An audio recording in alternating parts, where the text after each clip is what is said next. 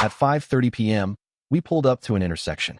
A stranger in the next lane called out, "Babe, why didn't you answer my texts?" My fiancée went pale. I used to think that the worst kind of betrayal was something you saw coming, like a storm you could prepare for. But I learned that it's much worse when it blindsides you, when it happens in the middle of something as ordinary as sitting at a red light. That moment at the intersection changed everything for me, though at the time I didn't know just how far down the rabbit hole I was about to go. It was around 5:30 in the evening, the time when the city starts to clog with traffic, everyone restless to get home. I was behind the wheel, and my fiancée, Marina, sat beside me scrolling through her phone. We were on our way to meet her parents for an early dinner. The air inside the car was filled with that comfortable silence couples develop after years together. No need for constant chatter, just the sound of music humming low from the radio and the occasional turn signal clicking. We rolled up to a red light at a busy intersection. I remember the sun was dipping, casting that sharp orange glare across the windshields. On my left, a dark gray sedan eased up beside us.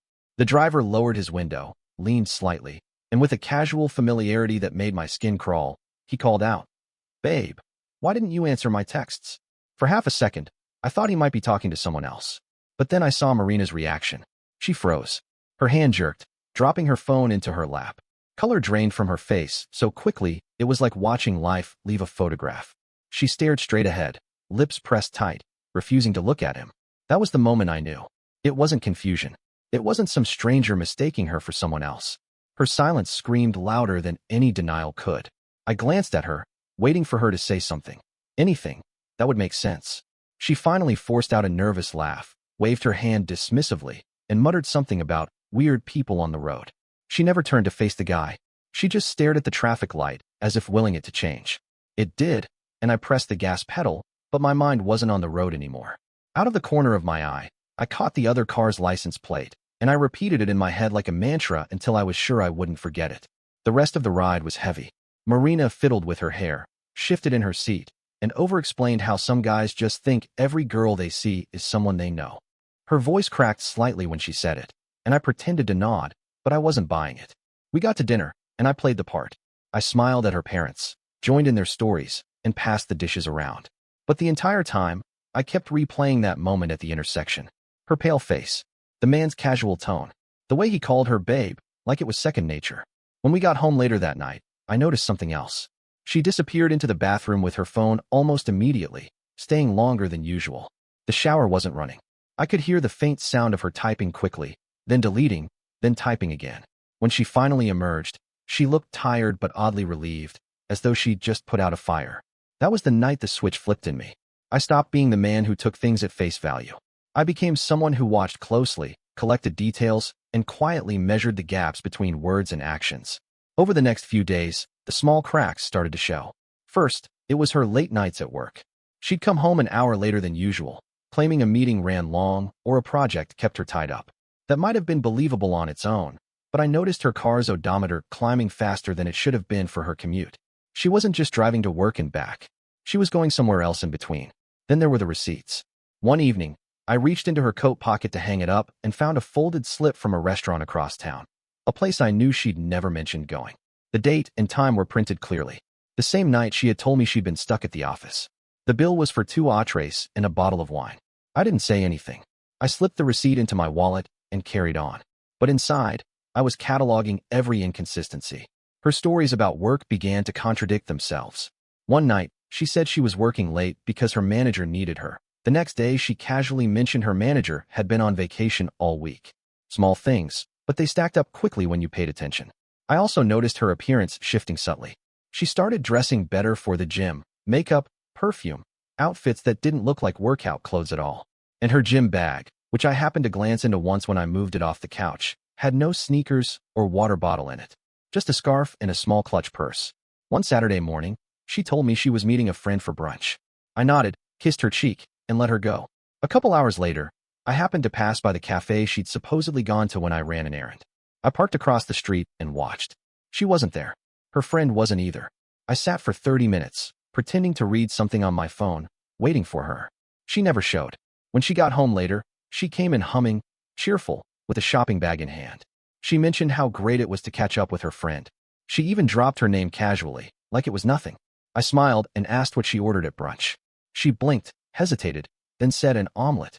But the cafe I'd parked outside was a bakery, no omelets on the menu. That was when I knew I had to stop treating this as paranoia and start treating it as an investigation. The next significant clue came by accident. She'd left her car keys on the kitchen counter one evening, and I noticed a crumpled parking ticket tucked into the fold of the visor when I reached for something. I pulled it out. The date matched one of her supposed gym nights. The location, downtown, blocks away from any gym. I checked the timestamp. It was almost the same time the stranger at the intersection had tried to get her attention a week earlier. The circle was closing in, and I could feel it. That night, while she was in the shower, her phone lit up on the nightstand. The screen flashed with a message notification. The contact name was odd, something generic like Sam G. But the preview line made my chest tighten. It read, "Wish I could have seen you tonight." I didn't touch her phone. I didn't need to. The puzzle pieces were snapping together too cleanly. I went to bed next to her that night, pretending to sleep while my mind spun. The man at the intersection wasn't a random stranger. He wasn't mistaken. He knew her well enough to call her babe in public. He knew her well enough to be frustrated that she hadn't answered him. And Marina knew him. Her silence at that light had told me everything. I lay there in the dark, staring at the ceiling, feeling the cold weight of realization settle into my chest. Something was happening behind my back. Something big. And whatever it was, Marina was caught between two lives, thinking I'd never notice. But I had noticed, and I wasn't going to let it slide. When you catch someone in a lie once, you start to hear it everywhere. The tone of their voice changes, their stories come with stumbles, and little inconsistencies stick out like splinters. That was how it became with Marina after the intersection. Once my eyes were open, I couldn't unsee the cracks. The week after that parking ticket discovery, I began quietly taking stock of everything. Every excuse, every outing, every receipt she brought into the house, it all became data points. And the more I noticed, the more I realized she wasn't being clever. She was being sloppy. One night, she said she was heading to the gym after work. I nodded, kissed her cheek, and wished her a good session. She smiled too brightly, like she was proud of the performance. Hours later, she came home flushed, not with the exhaustion of exercise but with the glow of someone who'd just been drinking wine. Her bag was lighter than usual, and when she left it by the door, I took a look. No sneakers, no towel, no water bottle. Just her wallet, lipstick, and a scarf that smelled faintly of cologne, not mine. The next morning, I checked her car. It wasn't a violation of privacy, at least not to me. It was my car, one we shared. The passenger seat was adjusted in a way I never left it. Whoever had been sitting there was shorter than me. And in the small pocket of the door, there was a receipt for 2 glasses of wine and a shared dessert. The timestamp? Exactly when she was supposed to have been running on a treadmill. I didn't say a word. I folded the receipt, slipped it into my wallet, and went about my day. Marina had always been careful with her phone, but now her behavior made sense. She never left it on the counter anymore. If she did, the screen was always turned face down. She took it into the bathroom, the laundry room, even out to the trash. The more she tried to keep it away from me, the more obvious it became. One evening, we were sitting on the couch, half watching some show. She got up to grab water and left her phone behind. It lit up before she was halfway to the kitchen. A muted notification appeared, just a first name I didn't recognize, followed by, "You free tomorrow? I miss you." By the time she returned, the message was gone, locked behind her passcode. She smiled and curled up against me as if nothing had happened, and I forced myself to smile back. Inside, my stomach twisted. That was when I decided I needed to see it with my own eyes. 2 nights later, Marina told me she'd be working late. She apologized in advance, said she'd probably be home after 9. I kissed her cheek and told her not to overwork herself. The second she drove away, I grabbed my jacket and followed. I kept my distance, letting a couple cars buffer between us, praying she wouldn't notice in her mirror. She drove across town, nowhere near her office. Instead, she parked outside a cafe with warm lights spilling onto the street. I parked down the block and watched. Within minutes, the same gray sedan from the intersection pulled up. The man stepped out, medium build, dark jacket, confident stride. He walked straight to her car, and Marina got out with a smile I hadn't seen in weeks. She kissed him on the cheek like it was the most natural thing in the world. They walked into the cafe together, side by side. I sat there gripping the wheel so tight my knuckles went white. Watching them laugh through the window while sipping drinks, seeing her lean across the table the way she used to lean toward me. It was like watching a ghost version of our relationship, only I was locked outside, staring through glass. After about 40 minutes, they left. He draped his arm around her as if it belonged there. She didn't resist. They got into his car and drove off together, leaving hers parked outside the cafe. I followed just long enough to see where they went. A boutique hotel tucked away on a side street. I didn't need to see more. My chest burned, but I forced myself to stay calm. I drove home instead of storming in. This wasn't the time for screaming. I needed certainty, proof, leverage. The next day, Marina acted normal. She kissed me good morning, poured herself coffee, and asked if I'd remembered to pay the electric bill. She hummed in the shower. She called me love like always. I played along, but inside I was dissecting everything. That hotel wasn't near her office. That cafe wasn't a gym. And that man wasn't some stranger making a mistake at an intersection. He was a second life she was trying to keep from me. I started noticing things she didn't realize she was leaving behind. A faint mark on her neck she covered with makeup. Unexplained Uber charges on her bank statements. The sudden way she guarded her social media, deleting comments faster than I could read them. One afternoon, while she showered, her phone buzzed on the counter. I glanced without touching it. A preview flashed on the screen. Last night was perfect. Dinner again. The name above it was saved as Sophie. No man texts like that. She thought she was clever renaming him, but she wasn't. I needed to know who he was. I couldn't live in the fog of half-knowledge anymore. I jotted down the license plate number I'd memorized weeks ago and paid a small fee online for a reverse lookup. His name came back as Jonas. I stared at it, rolling it around in my mind, feeling it settle like a stone in my gut. Jonas, the man who called her babe. The man who met her at cafes and took her to hotels. Now he had a name. The unraveling came quicker after that. On a Thursday, she said she was going to meet her cousin. I casually asked which one. She hesitated for a fraction too long before saying, Natalie. I nodded. Later that evening, I texted Natalie myself.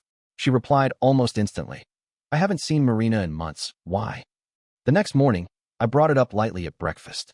I asked how Natalie was doing, curious if Marina would trip up. She said Natalie was fine, that they'd had a long talk about work stress. I smiled, stirred my coffee, and told her that was nice. My heart pounded, but I kept my face calm. She didn't suspect a thing. That was when I realized just how far she was willing to go. She wasn't just juggling schedules. She was constructing entire fake outings and conversations, confident I'd never check. But the most damning mistake she made came at the end of that week. I was at home when she claimed she had a late shift. I busied myself with paperwork, trying to distract from the growing tension in my chest. My phone buzzed around 8:15. A message from her. Except it wasn't meant for me. It read, I'll wear that red dress next time. Can't stop thinking about you. I stared at it, cold creeping up my spine. A second later, another message appeared. Sorry, wrong person. But it was too late. She'd sent it to me by mistake. It wasn't just lies I suspected anymore. It was a double life I was now holding in my hands. That night, I lay awake beside her again, pretending to sleep. My mind was no longer spinning with questions. I had answers now. I knew the man's name, his car, his habits. I knew where they met, how she disguised it, and how easily her facade cracked under pressure. I wasn't dealing with suspicion anymore. I was staring at certainty. And certainty is far heavier than doubt. I'd spent weeks collecting fragments, but fragments don't change lives. They only torment you. You can sit in your living room with a dozen receipts, faint traces of perfume, and suspicious text previews, but until you put them together into something undeniable, you're just torturing yourself. That's where I was after the mistaken message she sent me. My fiancé was cheating, living a double life with another man. I knew it, but I needed more than gut feelings and scattered evidence. I needed to see it up close. I needed to know who Jonas was. The license plate lookup had given me his name. A quick search told me more. He worked in sales for a mid-sized company downtown. Single. Apartment not far from the cafe where I'd seen them. The kind of guy who traveled for work, but also had plenty of local free time. It ate at me, thinking about him living so close, walking around carefree while I was in my own home gnawing on suspicion. So one evening, I sat down, stared at his contact details, and made a decision. I would reach out. I didn't want to tip him off too quickly, so I sent a vague message first through social media. Nothing threatening, nothing aggressive. Just, we need to talk. It's about Marina. Hours passed. I half expected no reply, or something defensive. But instead, his answer came back short. Who are you? I told him my name. I told him I was her fiancé. Then I waited, watching the typing dots appear and disappear. Finally, a single line came through. What the hell are you talking about? She's not engaged. That was when I knew I had him. We arranged to meet the next day at a quiet bar. I arrived first, sat in a corner booth, and ordered water just to keep my hands busy. When he walked in, I recognized him instantly, the same man from the gray sedan. Jonas. He looked wary, scanning the place until he spotted me. I gestured him over. He slid into the seat opposite me, folding his arms across his chest. For a long moment, we just stared at each other. Two men connected by the same woman, caught in a mess neither of us had asked for. You're her fiancé? He asked finally. Yes, I said. For almost 2 years now. He shook his head, almost laughed. That can't be right. She told me she was single. She told me she wasn't even looking for anything serious, just seeing where things went. I slid a photo across the table. It was one of our engagement shots, the kind Marina had insisted we frame in the living room. Jonas's eyes widened. His face drained the same way mine had at that intersection. She never told me about you, he muttered. She never told me about you. I shot back. We sat there in silence, both of us processing the same sick realization. Marina hadn't chosen one of us over the other. She had chosen both. She had built a life where we were nothing but puzzle pieces she shuffled depending on the day. Jonas pulled out his phone, scrolled quickly, and shoved it toward me. Texts. Photos. A picture of Marina in the same red dress she'd worn at a dinner with my parents. A message chain with timestamps that overlapped perfectly with the nights she'd claimed to be working late. She told me she was stuck in traffic that night, I said, pointing at one. She was with you. Jonas snorted bitterly. And the weekend, she said she was visiting her cousin? She was at my apartment. We went through them piece by piece, laying her lies out like evidence in a trial. The more we compared, the more staggering it became. She hadn't just cheated once or twice. She had been living on a rotating schedule, shifting excuses, and juggling us like two halves of a single story. And then came the twist neither of us had expected. Jonas pulled up a payment receipt from a hotel. I paid for this one, he said. She told me she couldn't afford it.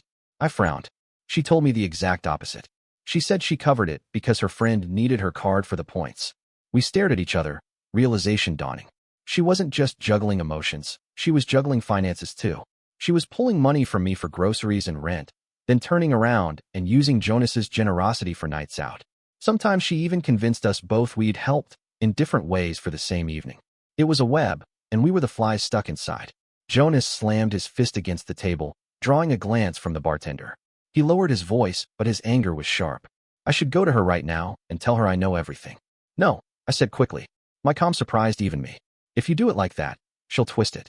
She'll say you're jealous, or that I'm insecure. She's already been lying for months, Jonas. If you give her a way out, she'll take it. He leaned back, ran his hands through his hair, and swore under his breath. So what do you suggest? I took a deep breath. This wasn't just about revenge anymore. It was about clarity, about cutting her off from every angle. We need to catch her in her own net. No more giving her space to spin stories. We line up the facts. We confront her where she can't run. Jonas studied me, then nodded reluctantly. Fine, but I want to be there when it happens. She used me just like she used you. For the first time since this nightmare began, I felt something close to relief. Not because I trusted Jonas, but because now I had proof. Real, undeniable proof that Marina was living two lives, and we could back each other up. Over the next few days, I kept my distance from Marina physically, but not mentally. I watched how she texted, how she excused herself to step outside for a call, how she grew more paranoid about her phone. She had no idea the ground beneath her was cracking. Jonas and I stayed in contact. He forwarded me screenshots of messages. I shared copies of receipts. We built a timeline, filling in every gap until it became a map of her deception. The strangest part?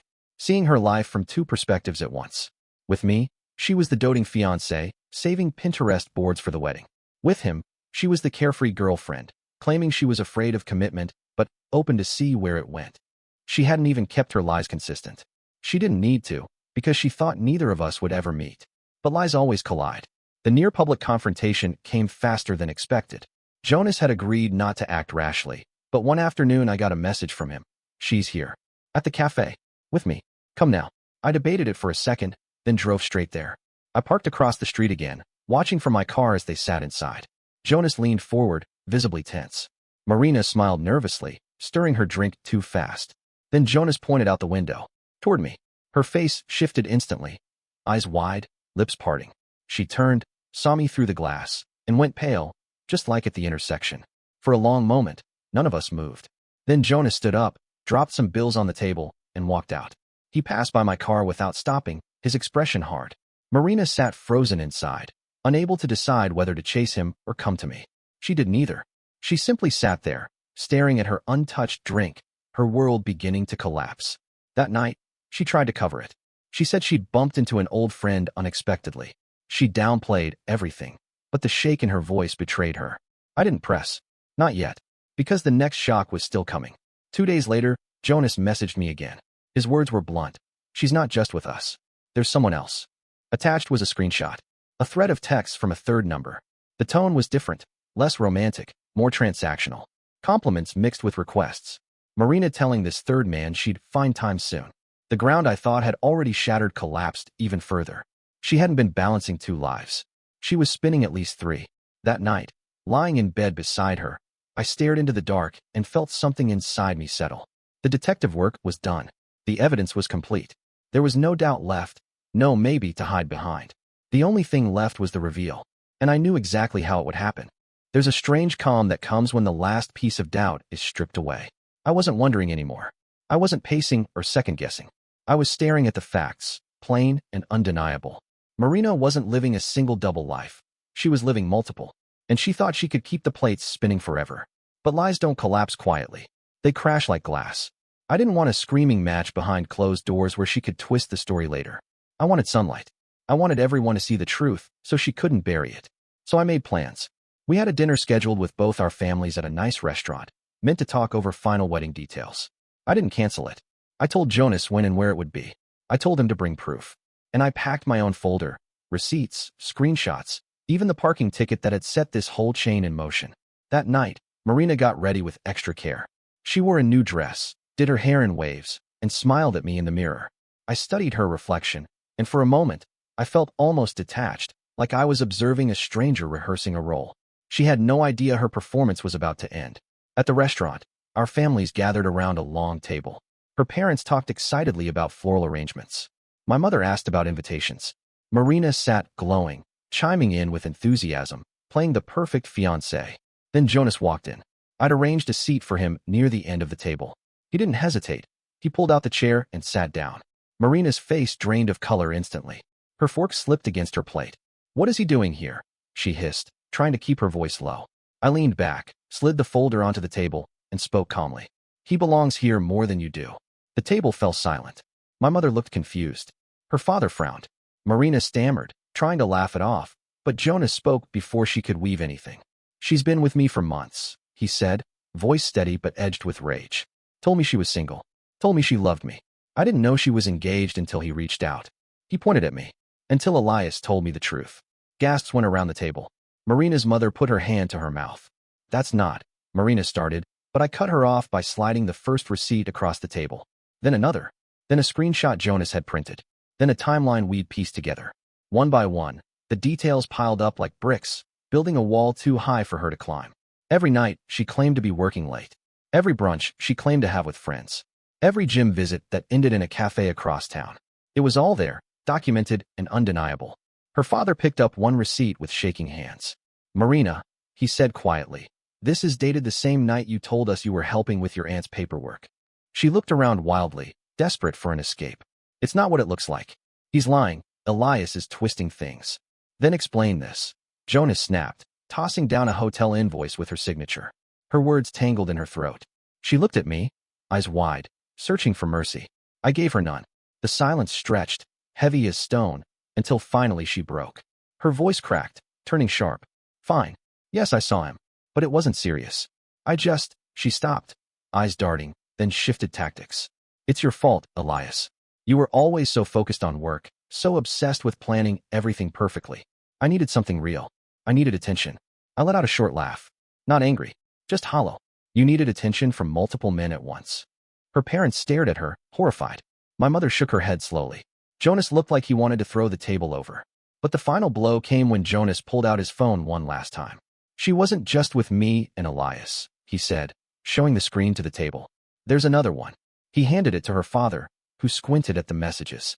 The man's face darkened, then turned to his daughter with fury. "Another one?" he demanded. Marina's face collapsed. She covered it with her hands, shaking her head, but the damage was done. The dinner ended in chaos. Her mother sobbed quietly. Her father slammed his hand against the table and stormed out. My family gathered the papers, unwilling to stay another minute. Jonas left without looking back, and Marina sat in the wreckage, mascara streaking, whispering desperate excuses to ears that no longer listened. I took off the ring I'd given her, set it gently on the table in front of her, and stood. "You can keep planning the wedding if you want, but I won't be there." Then I walked away, leaving her to explain herself to silence. The consequences unraveled quickly after that. Her parents cut off the financial support they'd been giving her, furious at the humiliation. Jonas blocked her completely, refusing to answer the storm of messages she sent him.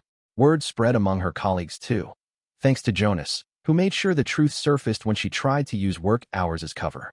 Her employer, already suspicious of her absences, didn't take kindly to hearing she'd been sneaking off with meetings that weren't meetings at all.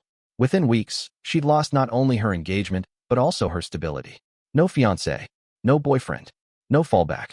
As for me, the first nights alone were strange, the house quieter than I liked. But that quiet was better than the noise of lies. I kept working, rebuilt my routines, and little by little, the weight lifted.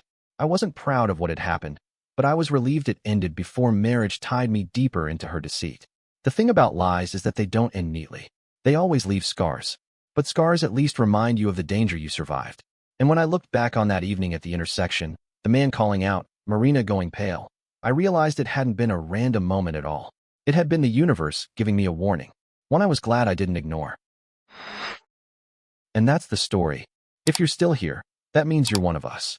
So go ahead, hit that subscribe button. I drop new chaos every single day, and trust me, tomorrow's story, it's even worse than this one.